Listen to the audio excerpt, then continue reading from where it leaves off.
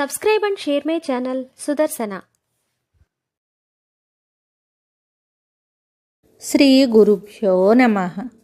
శ్రీ సాయినాథ మహిమ్న స్తోత్రము. సదా సత్స్వరూపం చిదానందకందం జగత్సంభవస్థాన సంహారహేతుం స్వభక్తేచ్ఛయా మానుషం దర్శయంతం నమామీశ్వరం సద్గురుం సాయినాథం.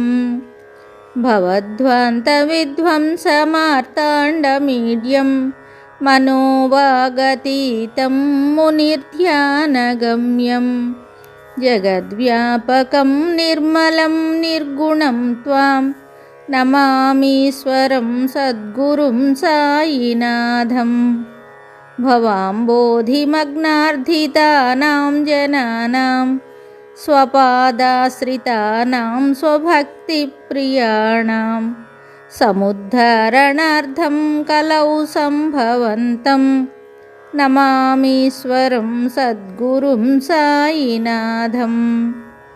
సదా నింబవృక్షస్య మూలాధివాసాత్ సుధాశ్రావిణం తిక్తమప్యప్రియంతం తరుం కల్పవృక్షాధికం సాధయంతం నమామీశ్వరం సద్గురుం సాయినాథం. సదా కల్పవృక్షస్య తస్యాధిమూలే భవద్భావబుద్ధ్యా సపర్యాది సేవాం నృణాం కుర్వతాం భుక్తిముక్తిప్రదంతం నమామీశ్వరం సద్గురుం సాయినాథం. అనేకాశ్రుతతర్కలీలావిలాసైః సమాకర్షయంతం స్వభాస్వత్ప్రభావం అహం భావహీనం ప్రసన్నాత్మభావం నమామీశ్వరం సద్గురుం సాయినాథం. సతాం విశ్రమారామమేవాభిరామం సదా సజ్జనైః సంస్తుతం సన్నమద్భిః జనామోదదం భక్తభద్రప్రదం తం నమామీశ్వరం సద్గురుం సాయినాథం. అజన్మాద్యమేకం పరం బ్రహ్మ సాక్షాత్ స్వయం సంభవం రామమేవావతీర్ణం భవద్దర్శనాత్ సంపునీతః ప్రభోహం నమామీశ్వరం సద్గురుం సాయినాథం. శ్రీ సాయి సకృపానిధేఖిల నృణాం సర్వార్థసిద్ధిప్రద యుష్మత్పాదరజః ప్రభావమతులం ధాతాపి వక్తా క్షమః సద్భక్త్యా శరణం కృతాంజలిపుటః సంప్రాపితోస్మి ప్రభో శ్రీమత్సాయి పరేశ పాదకమలానాన్యశ్చరణ్యం మమ.